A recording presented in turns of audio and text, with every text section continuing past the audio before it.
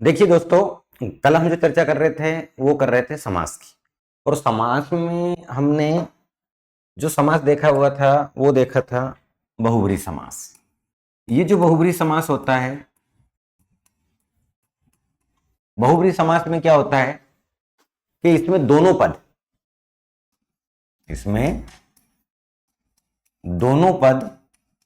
यानी कि दोनों पद क्या होते हैं? गौण होते हैं। गौण का मतलब क्या? कम महत्वपूर्ण।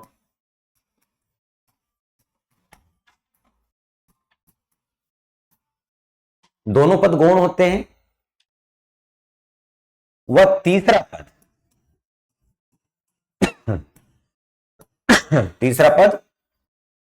प्रधान होता है ना। तीसरा पद क्या होता है? इसमें प्रधान होता है, प्रमुख होता है। और इसमें हम उदाहरण देखे थे कुछ। क्या उदाहरण देखे थे? देखो, हमने देखा जैसे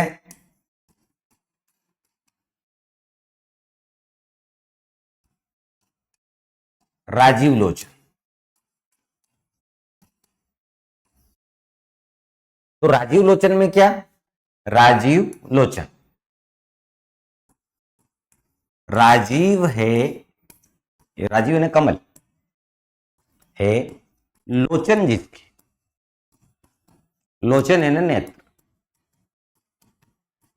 जिसके भगवान राम के जो नेत्र हैं वो किसके जैसे हैं? राजीव जैसे हैं। तो इसलिए उनको क्या कहा जाता है? राजीव लोचन। अब चूंकि यहां पे कमल और नेत्र दोनों में एक उपमेय उपमान है, लेकिन उपमेय उपमान होने के बावजूद भी कमल और लोचन दोनों ही गौण हैं। और राजीव लोचन जो शब्द है वो भगवान राम के लिए प्रयोग किया जा रहा है। जैसे मृगनयनी, मृग नयनी, ठीक है।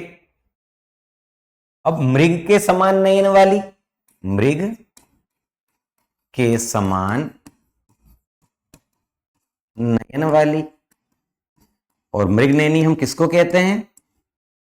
मृग के समान नयन वाली, या कहें कि मृग है नयन जिसके,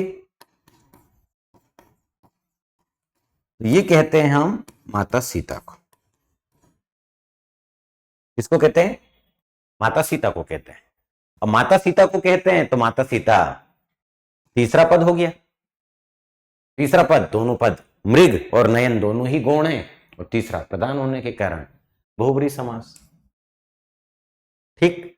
और भी कुछ उदाहरण हम देखते हैं, जैसे पीतांबर, दिगंबर,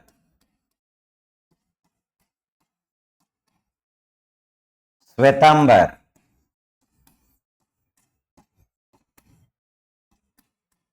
तीनों में अंबर है। अंबर यानी वस्त्र। तो पीत यानी पीला, पीत है अंबर जिसका, ठीक है। पीत है अंबर जिसका।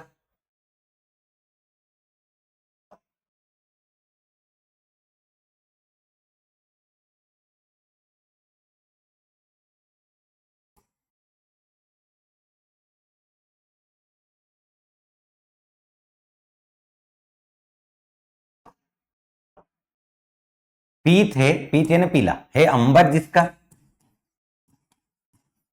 किसका? हम पीतांबर बोलते हैं भगवान कृष्ण को, भगवान विष्णु। तो पीत यानी पीला और अंबर यानी वस्त्र दोनों ही यहां पे गौण हैं, और तीसरा जो शब्द है भगवान विष्णु है वो प्रमुख है। दिगंबर, दिक, दिक का मतलब होता है दिशाएं। दिक यानी क्या? दिशाएं। तो दिक है, दिशाएं हैं अंबर जिसका, दिक है अंबर जिसका, यानी कि वस्त्र किनके हैं? दिगंबरों के जो वस्त्र है, ये जैन संत होते हैं, इनके जो वस्त्र है वो दिशाएं हैं। तो दिक है अंबर जिसका, जैन मुनि, जैन संत। श्वेतांबर, श्वेत, श्वेत यानी सफेद, श्वेत है अंबर जिसका, और ये भी जेम्स। तो इसमें क्या होता है, दोनों पद सफेद और वस्त्र अंबर, तो पीला है, दिशाएं हैं, सफेद है, ये गौण शब्द है। अंबर है, तीनों में अब अंबर है, ये भी गौण है। तो दोनों पद, दोनों शब्द गौण होते हैं। तीसरा प्रमुख होता है, प्रधान होता है। ठीक है, जैसे और देखिए कुछ उदाहरण। मान लीजिए कि मैंने कहा गोपाल, गो यानी गाय, गाय को पाल यानी पालने वाला। अब गाय को पालने वाला यहां पे रूढ़ शब्द हो चुका है गोपाल भगवान कृष्ण के लिए। ठीक है, तो भगवान कृष्ण। हलधर,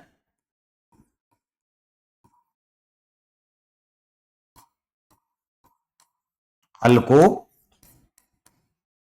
धारण करने वाला, तो हल को धारण करने वाला बेल भी होता है, और भगवान कृष्ण के भाई बलराम भी होते हैं। तो हल को धारण करने वाला कौन, बलदाऊ बलराम।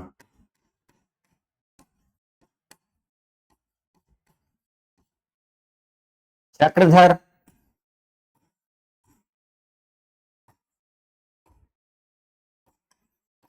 चक्र को धारण करने वाला। चक्र किसके हाथों में है, भगवान विष्णु के, तो भगवान विष्णु रूढ़ शब्द हो जाएगा। तो चाहे वो हलधर हो, चक्रधर हो। ठीक है, शूल पाणी, शूल पाणी, तो शूल यानी त्रिशूल, त्रिशूल है, पाणी यानी हाथ, शूल है, त्रिशूल है पानी में जिसके, जिसके हाथों में क्या है, त्रिशूल है। तो शूल पाणी भगवान शंकर को कहते हैं हम, है ना। तो क्या होता है, ये जो बहुब्रीहि समास है, इसमें दोनों पद ही कम महत्वपूर्ण होते हैं, और तीसरा पद जो होता है वो प्रमुख होता है, प्रधान होता है, महत्वपूर्ण होता है। ठीक, और भी कुछ उदाहरण बता देता हूं जिनकी संभावना परीक्षा में बनती है, बन सकती है। जैसे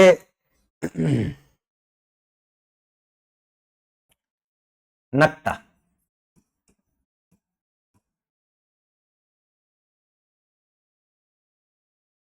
अब नक्ता जो है, नाक है कटी जिसकी, जिसकी बेइज्जती हो गई। अब नक्ता के रूप में, नक्टी के रूप में हम शूर्पणखा को लेते हैं। तो नाक है कटी जिसकी, नाक है कटी जिसकी, शूर्पणखा।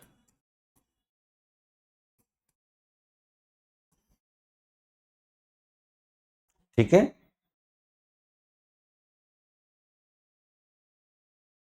कनफटा,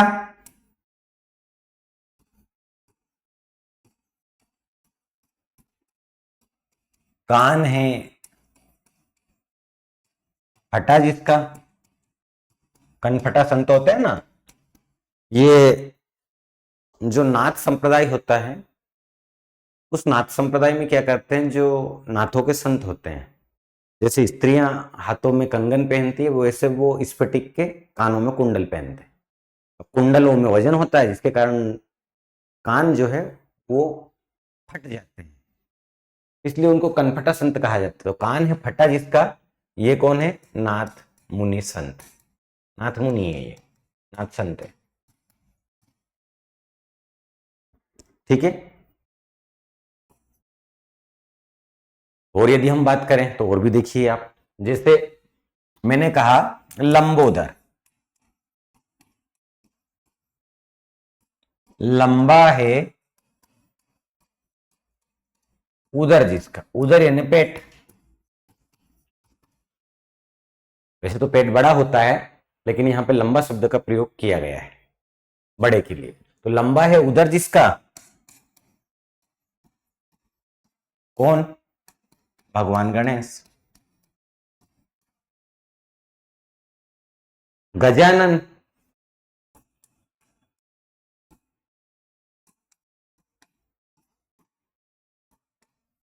गज है आनंद जिसका, जिसका मुख ही किसका है, सिर ही किसका है, गज का है, हाथी का है, भगवान गणेश, है ना।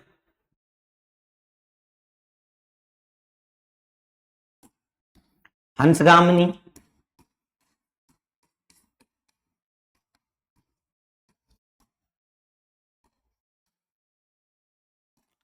हंस पर गमन करने वाली, कौन? माता सरस्वती को कहते हैं हम।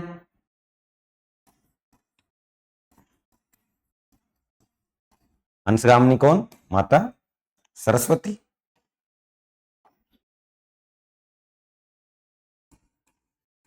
वीणा पाणी, वीणा है पानी में जिसके, पानी यानी हाथ, वीणा है पानी में जिसके, जिसके हाथों में क्या है, वीणा है, माता सरस्वती।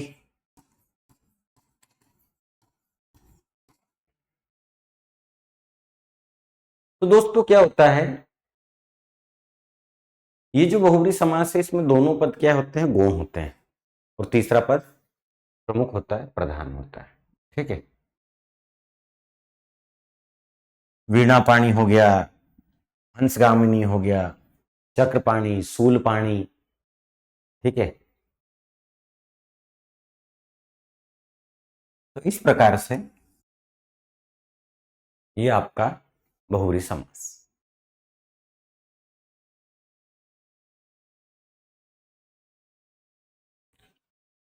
अब बात करते हैं हम तत्पुरुष समास की।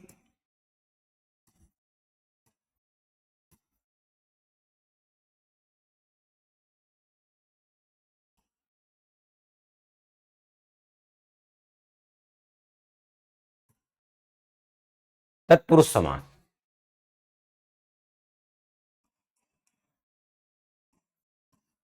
जिस समास का प्रथम पद गौण व दूसरा पद प्रधान होता है।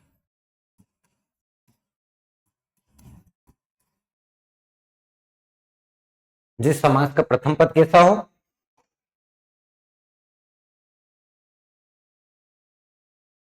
गौण हो, दूसरा पद कैसा हो, प्रधान।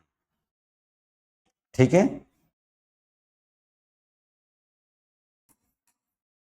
उसे तत्पुरुष समास कहते हैं।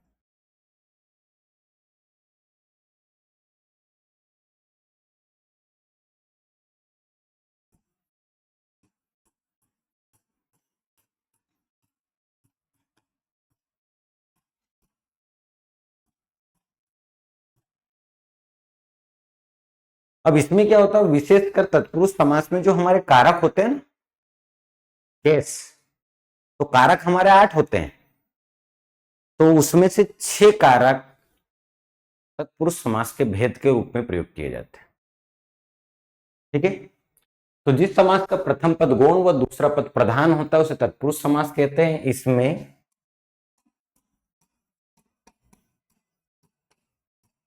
कारक का प्रयोग किया जाता है।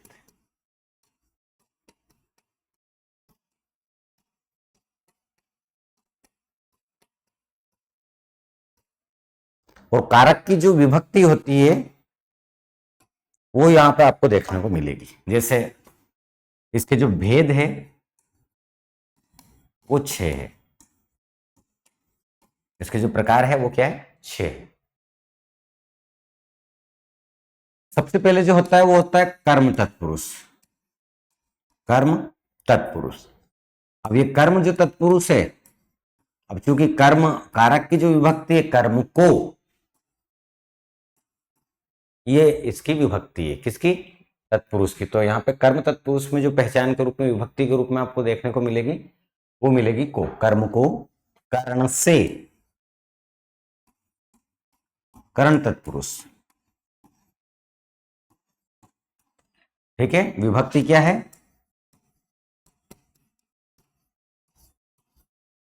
से, कर्ण से यानी साधन, या कहें कि के द्वारा।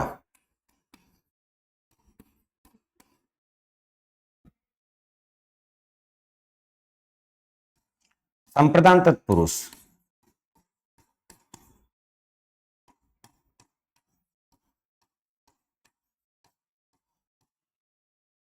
संप्रदान के लिए।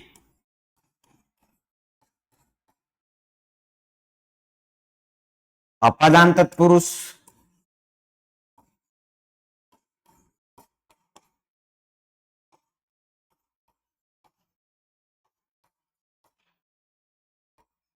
अपादान से।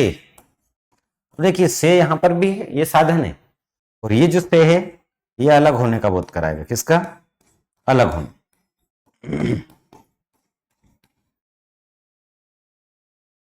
संबंध तत्पुरुष,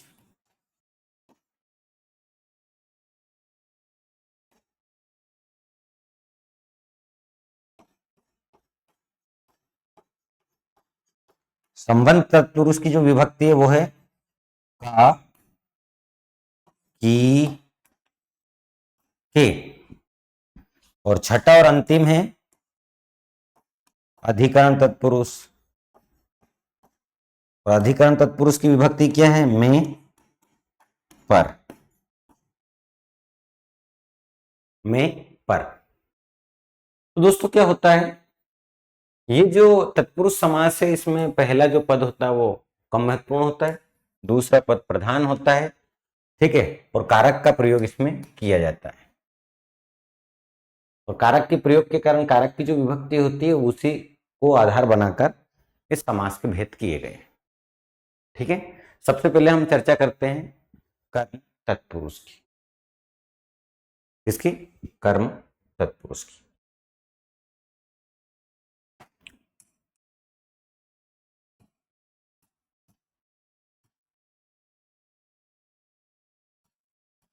कर्म तत्पुरुष, इस समास की विभक्ति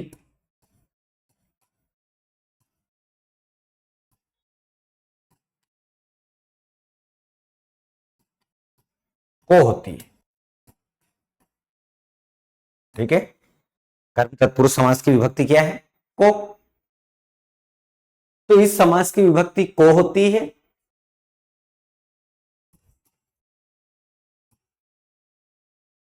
समास विग्रह करते समय दिखाई देती है। समास विग्रह करते समय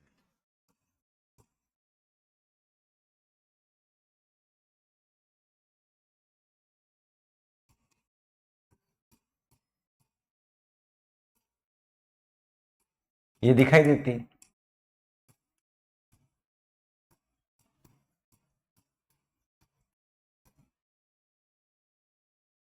यानी कि ये समास है समस्त पद, और ये विग्रह है। ठीक है, जैसे मैंने कहा मरणासन,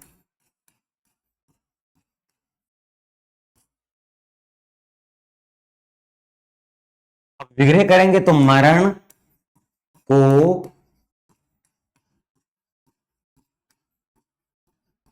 आसन, आसन यानी निकट, मृत्यु के निकट, मृत्यु के निकट, यह आसन्न है।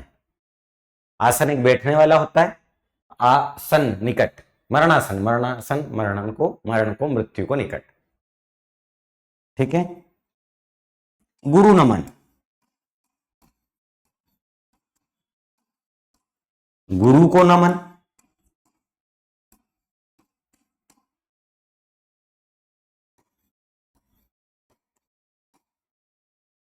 गुरु को नमन।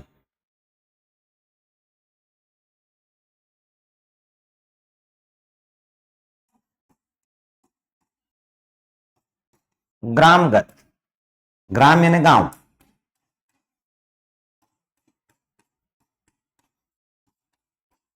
गांव को गत, गत यानी गया।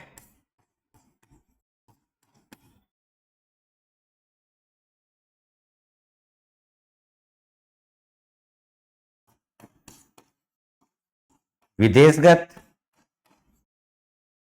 विदेश को गया।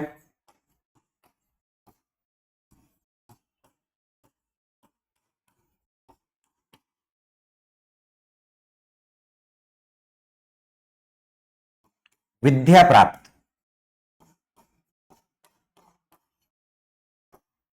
विद्या को प्राप्त। तो यहां पे क्या है, मरण, गुरु, ग्राम, विदेश और विद्या, ये पहला पद है और ये गौण है, जबकि यहां पे निकट है, आसन है, नमन है, गया है, गया है और प्राप्त किया हो, ये प्रमुख है। तो यहां पे क्या होता है, को विभक्ति आपको दिखाई दे रही है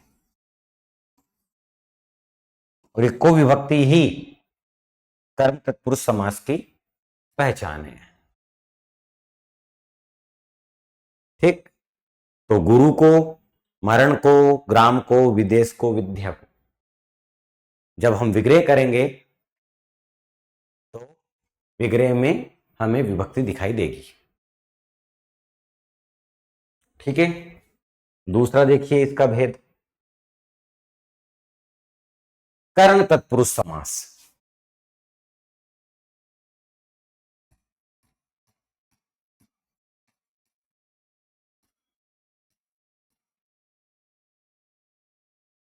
कर्ण तत्पुरुष समास,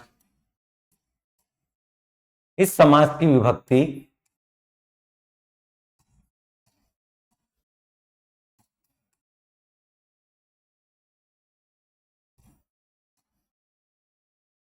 कर्ण से होती है, से है ना साधन, से के द्वारा होती। तो इस समास की विभक्ति से या के द्वारा होती है।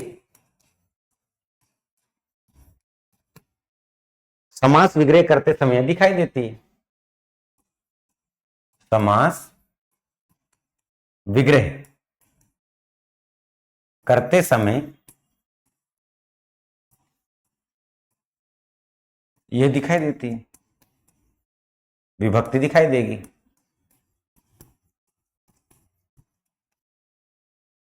और यदि हम समस्त पद बना देंगे तो लुप्त हो जाएगी। जैसे देखो,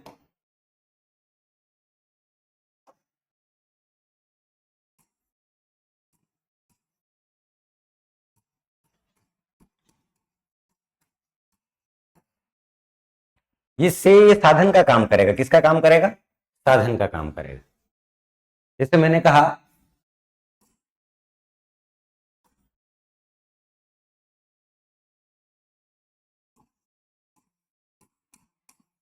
बाढ़ पीड़ित, तो ये जो बाढ़ का पानी है ये पीड़ा पहुंचा रहा है जनमानस को। तो बाढ़ से पीड़ित, तो बाढ़ का जो पानी है, बाढ़ से पीड़ित, बाढ़ का जो पानी है वो क्या कर रहा है? पीड़ा के रूप में, साधन के रूप में काम कर रहा है। रोग ग्रस्त,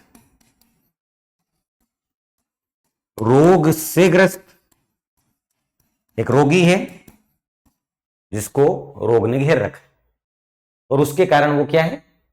पीड़ित है। तो पीड़ा जो आ रही है वो साधन का काम करेगी यहां पे। ठीक है, रोग से ग्रस्त, तो से साधन है। निराला रचित,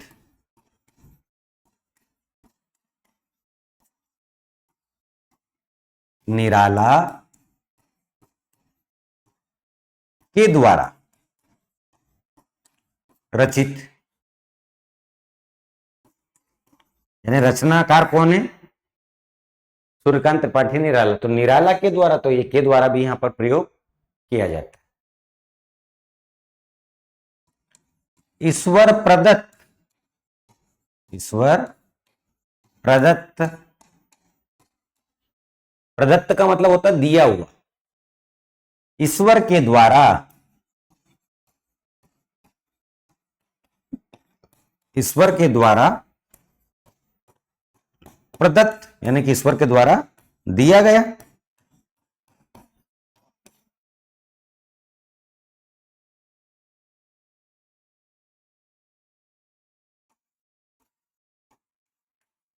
हस्तलिखित, हाथ से लिखित कहूं या हाथ के द्वारा कहूं? हस्त है ना हाथ, हाथ से या हाथ के द्वारा लिखित।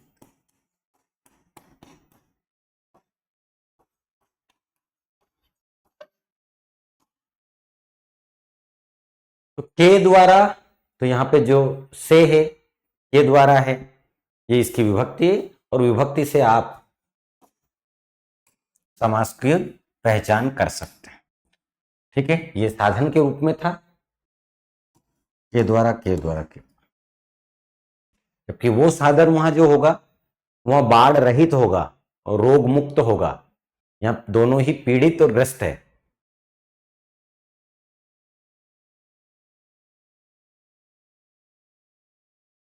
तुलसी कृत,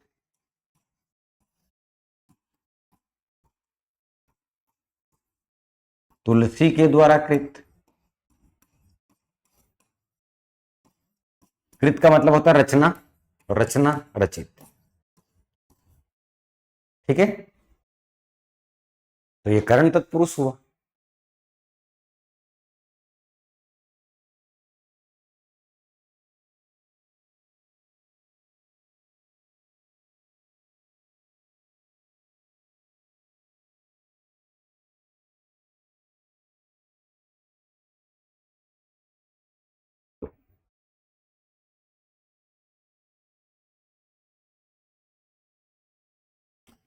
तो करण से,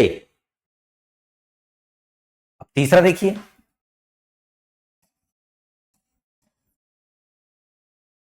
संप्रदान तत्पुरुष,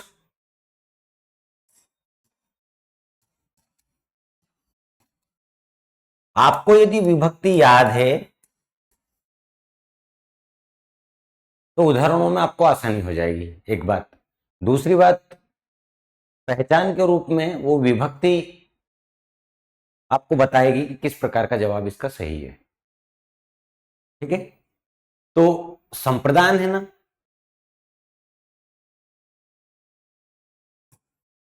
संप्रदान तत्पुरुष, इस समास की विभक्ति पता ही है आपको, इस समास की विभक्ति क्या है बता दीजिए? के लिए,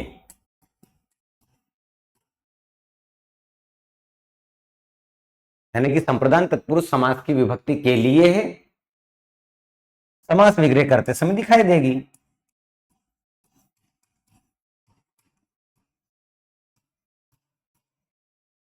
समास विग्रह करते समय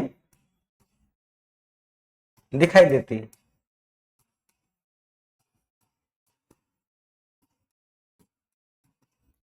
और समस्त पद बनाओगे तो क्या हो जाएगी? समस्त पद बनाओगे तो लुप्त हो जाएगी। ठीक, देखो उदाहरण,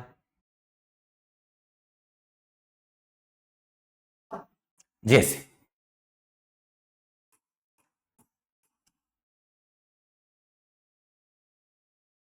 प्रयोगशाला,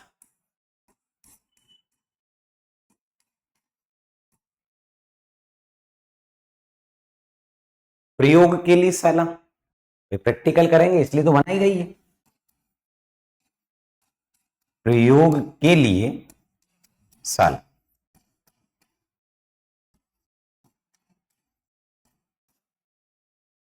गौशाला या गौशाला?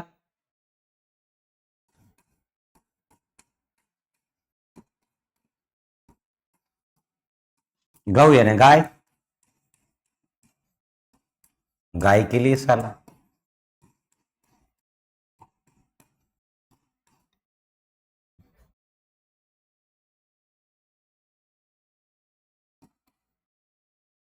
अब यहां पे जो के लिए है, जैसे विद्यालय,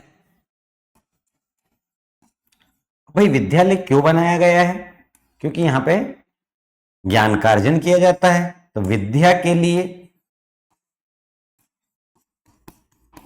आलय, और आलय यानी घर, जहां पे विद्या दी जाती।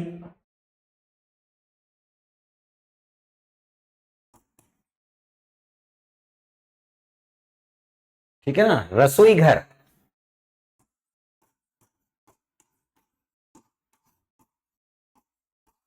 रसोई के लिए है, रसोई के लिए घर।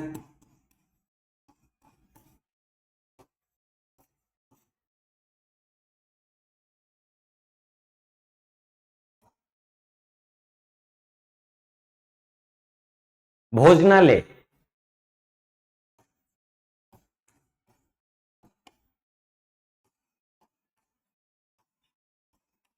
भोजन के लिए आलय, भोजन के लिए आलय।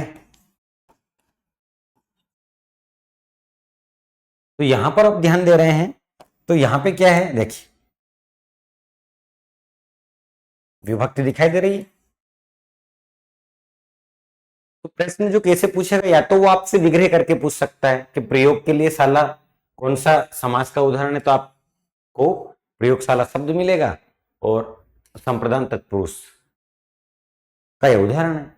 गौ यानी गाय के लिए शाला, विद्या के लिए शाला, रसोई के लिए घर, भोजन के लिए आलय। जैसे देशभक्ति, देशभक्ति में क्या, देश के लिए भक्ति, देश की नहीं होगा ना, देश के लिए होगा, देश के लिए भक्ति।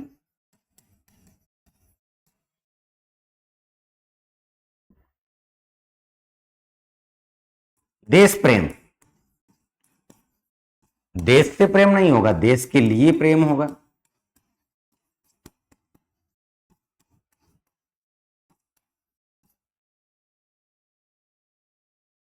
तो ये जो के लिए है विभक्ति है, वो ही उसकी पहचान है। पहचान से हमें किसी प्रकार से दिक्कत नहीं आएगी। लेकिन जैसे देशभक्ति, अब देशभक्ति का विग्रह वो स्वयं करके थे 4 विकल्प में, और आपने ध्यान नहीं रखा और आपने बोल दिया अरे देश की भक्ति, देश से भक्ति, तो देश की और देश से नहीं होगा, देश के लिए होगा। ठीक है,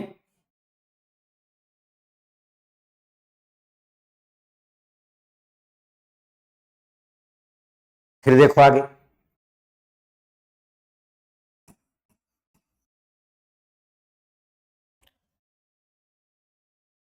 अपादान तत्पुरुष,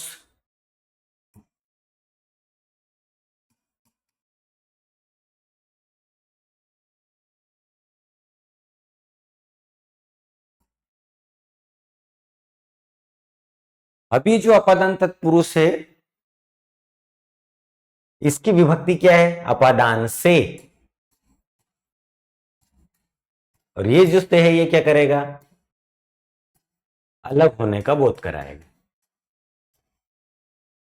परिभाषा में अभी आपको बता ही चुका हूं, जो अभी तक परिभाषा हमने देखी वैसी ये परिभाषा, अपादान तत्पुरुष समास की विभक्ति से होती, समास विग्रह करते समय यह दिखाई देती है। इसका ऑपोजिट कर लीजिए, समस्त पद बनाते समय यह लुप्त हो जाती है। ठीक है ना, तो अपादान तत्पुरुष से कैसे देखो, मान लीजिए उदाहरण लिया बाढ़ रहित, वो हमने बाढ़ पीड़ित लिया था, याद आ रहा है, वो बाढ़ का पानी पीड़ा दे रहा था। बाढ़ रहित, बाढ़ से, बाढ़ से, से मतलब अलग, अलग हो गया, रहित। यानी कि बाढ़ का पानी जब बह के निकल गया तो उसने क्या दे दी, जनमानस को राहत दे दी। रोग मुक्त, पहले व्यक्ति रोगग्रस्त था, वो ग्रसित था, तो रोग से वह साधन था, या मुक्त हो जाएगा वो। अब मुक्त में दो चीजें हैं, या तो वो अच्छा हो जाएगा या चल बसेगा। अच्छा हो जाएगा या चल बसेगा, तो अच्छा हो जाएगा तब भी रोग चला गया, और वो स्वयं चला गया, उसकी मृत्यु हो गई तब भी रोग के साथ चला गया। तो यहाँ पे से फिर यहाँ पे दूरी का काम करेगा, अलग का काम करेगा।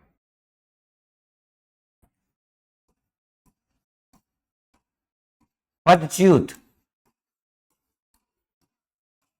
पद से च्युत, अलग हो जाना। जैसे हम बोलते हैं ना सेवा निवृत्त, सेवा से निवृत्त।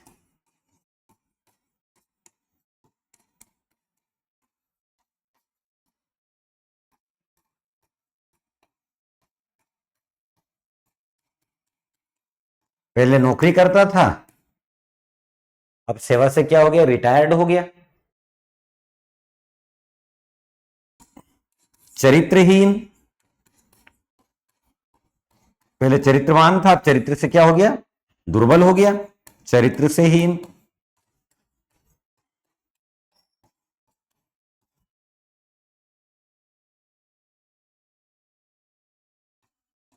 धर्म भ्रष्ट,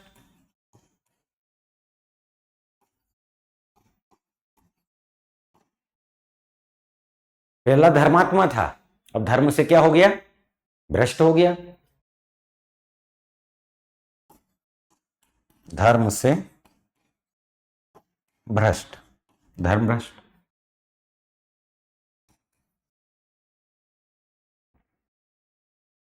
देश निकाला,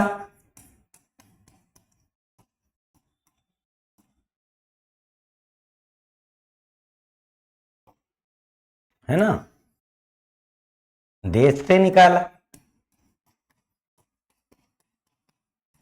कोई अपराध श्रेणी का काम करे, आतंकवाद जैसा काम करे, तो देश से निकाला ही जाएगा, और क्या, देश निकाला से अलग हो जाना।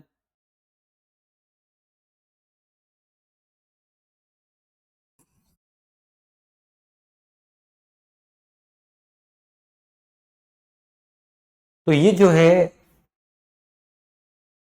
से, ये जो से की विभक्ति है, ये अलग का बोध कराती है। ठीक है। अब यदि यही चरित्रहीन की जगह चरित्रवान कह देता, तो चरित्र से वान, यानी कि साधन का काम करता था चरित्र, यदि अच्छा है तो, और हीन है तो अलग का काम करेगा। धर्म भ्रष्ट, धर्म से भ्रष्ट।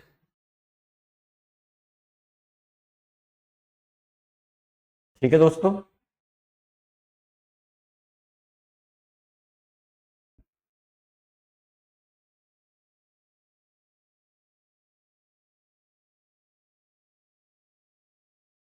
धनहीन या धन मुक्त, धन से हीन कहूं यानी कि दरिद्र, या धन था पहले लेकिन अब चला गया, धन से हीन या धन से मुक्त। ठीक है ना। तो यहां पे से अलग, वहां पे से साधन।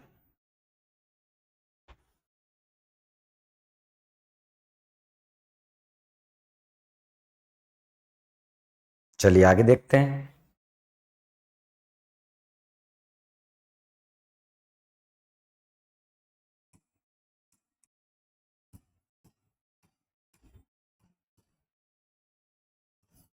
संबंध तत्पुरुष,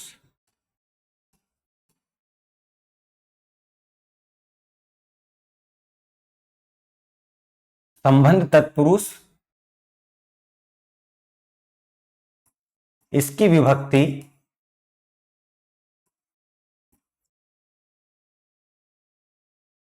का की के होती है, का की के,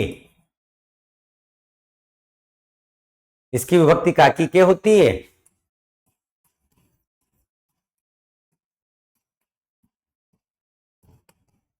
समस्त पद बनाते समय, समस्त पद,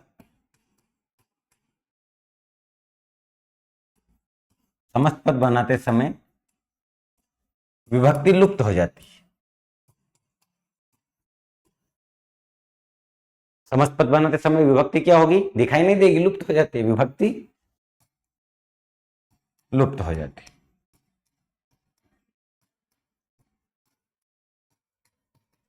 और यदि उसका क्या कर देंगे हम, उसका हम कर देंगे विग्रह, तो दिखाई देगी। जैसे देखो,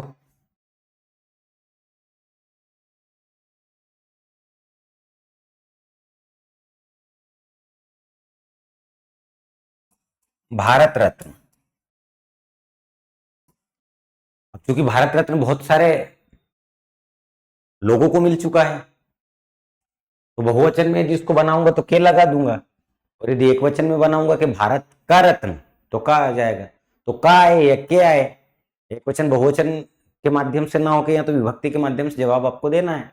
भारत रत्न, भारत के रत्न या भारत का रत्न, तो भारत का रत्न भी हो जाएगा, एक वचन के लिए का, भारत के एक से अधिक लोगों को मिला है तो भारत के रत्न भी हो जाएगा। दोनों में जवाब यही रहेगा। भारतेंदु, संधि विच्छेद कर लीजिए, कल ही पढ़ाई संधि। भारतेंदु की संधि क्या होगी, देखो एक बार सोचो, मात्रा देखकर बता दो क्या है।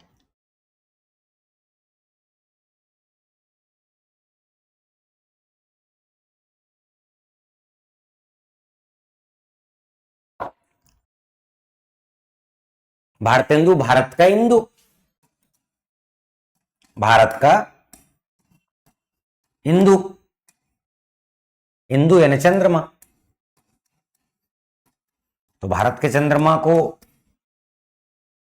भारतेंदु कहते हैं। ये उपाधि थी भारतेंदु बाबू हरिश्चंद्र जी की, है ना, 1885 के आसपास पत्रकारिता में अखबार वालों ने दी थी। तो भारतेंदु भारत का इंदु का संबंध बता रहा है। रामानुज, राम का छोटा भाई, राम का अनुज, राम का अनुज रामानुज।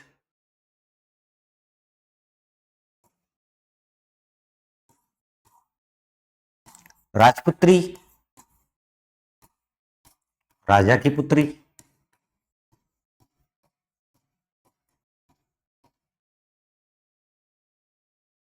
की, के और का विभक्ति आपको देखने को मिलेगी।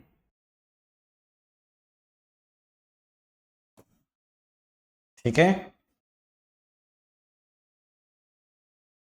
आलू बड़ा,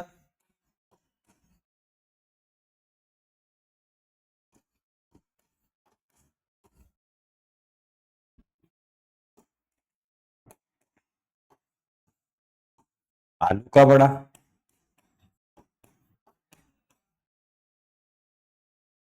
आलू का बड़ा होता है, आलू का बनाया जाता है।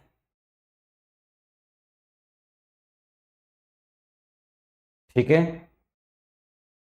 दही बड़ा, दही में डूबा बड़ा, तो का की के क्या है, इसकी विभक्ति है और यही इसकी पहचान। ठीक है। और आगे देखो,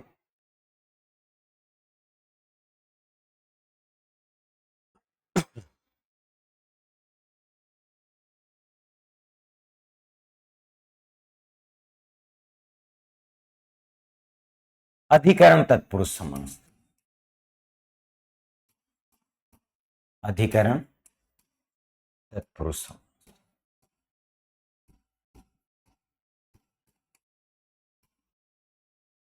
अधिकरण तत्पुरुष समास की विभक्ति में मतलब अंदर, पर यानी ऊपर, में पर होती है ना, और समास विग्रह करेंगे तो क्या होगा? समास विग्रह करेंगे तो दिखाई देगी, समस्त पद बनाएंगे तो लुप्त हो जाएगी। तो अधिकरण तत्पुरुष समास की विभक्ति में और पर होती है, समास विग्रह करते समय दिखाई देती है। समास विग्रह करते समय ये दिखाई देती है।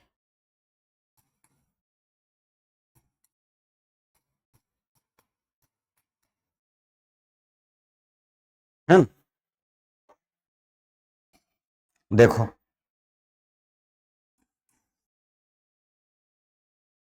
जैसे मान लीजिए कि मेरा सिर दर्द हो रहा है, तो सिर दर्द हो रहा है तो सिर का दर्द होगा कि सिर में दर्द होगा?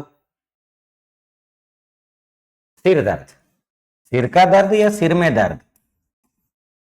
सिर में, सिर के अंदर हो रहा है तो सिर में दर्द, सिर दर्द।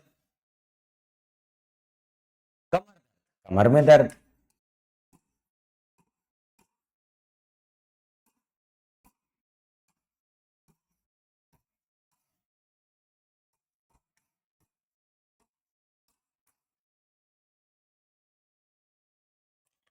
दही बड़ा, वहां आलू बड़ा था, वो आलू का बनता था, ये दही में डूबा रहेगा, दही में डूबा बड़ा, दही का नहीं बनेगा।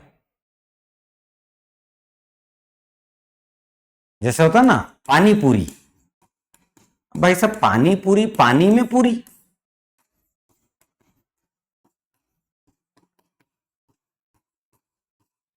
है ना? हर पूरी को पानी में डुबाते हैं या उसमें पानी डालते हैं फोड़कर।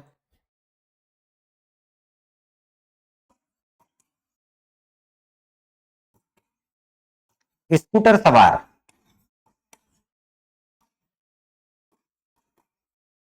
स्कूटर पर सवार, पर यानी ऊपर। घुड़सवार,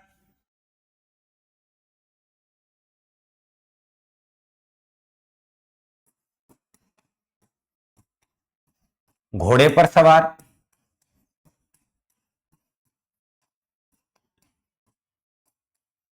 पर ऊपर। पर्वतारोही ना, पर्वतारोही, पर्वत पर आरोही,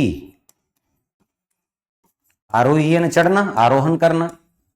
पर्वतारोही पर्वत पर चढ़ता है, पर्वत पर आरोहण करता है, चढ़ाई करता है। पर्वतारोही पर्वत पर आरोही।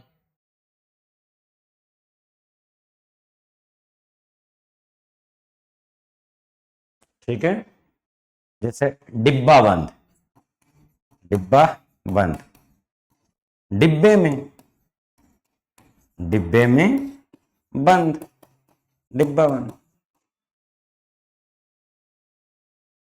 तो इस प्रकार से दोस्तों ये आज हमने समास की प्रमुख रूप से चर्चा की, और साथ ही साथ तत्पुरुष समास के जो प्रमुख 6 भेद है, कर्म तत्पुरुष, करण तत्पुरुष, संप्रदान तत्पुरुष, अपादान तत्पुरुष, ठीक है, अधिकरण तत्पुरुष, इसकी विभक्ति और इसके उदाहरणों को समझने का प्रयास किया। साथ ही साथ ये क्या जो तत्पुरुष समास होता है ना, इस तत्पुरुष समास का प्रमुख रूप से देखें तो एक काफी प्रचलन में एक भेद है, गुण भेद, जो प्रचलन में उसके प्रश्न में कभी कभी पूछता है, वास्तविकता में इसलिए पूछता है वो कि नए तत्पुरुष ये एक इसका भेद है, अन्य भेद, जिसके कुछ उदाहरण अव्ययी भाव समास में चले जाते हैं। कहाँ चले जाते हैं? अव्ययी भाव समास में। तो एक नए तत्पुरुष का भी उदाहरण कुछ देख लीजिए, जैसे नए तत्पुरुष समास, नए तत्पुरुष समास। जिस समास, जिस समास का प्रथम पद, जिस समास का प्रथम पद या तो नकारात्मक, नकारात्मक या अभावात्मक हो।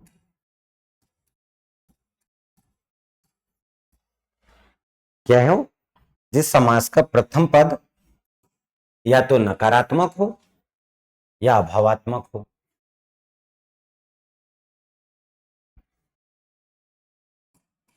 उसे नए तत्पुरुष समास कहते हैं।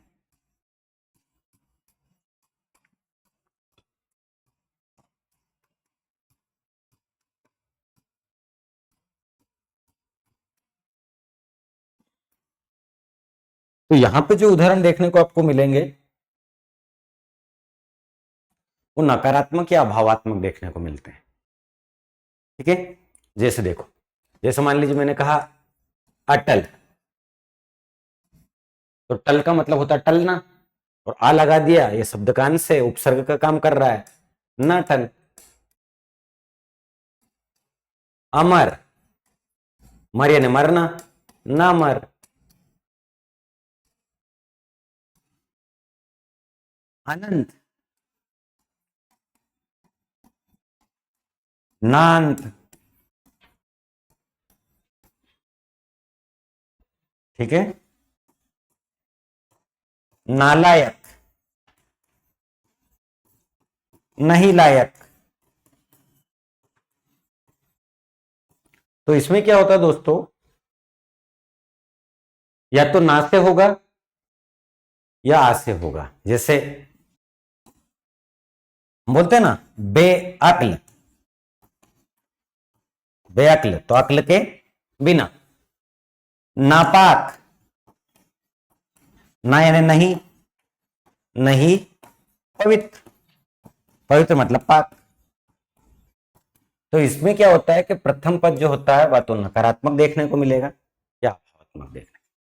ठीक है, तो इस प्रकार से आज ये हमारा समास वाला जो चैप्टर है वो कंप्लीट हुआ। कल हम जो चर्चा करने वाले हैं वो चर्चा करने वाले हैं छंद से संबंधित। ठीक है, तो कल हम देखेंगे छंद। एक बार आप छंद पढ़ लेना किसी भी बुक से, तो आपको अच्छे से समझ में आएगा। ठीक है, चलिए कल मुलाकात करते हैं इसी समय पर। जय हिंद, जय भारत, धन्यवाद।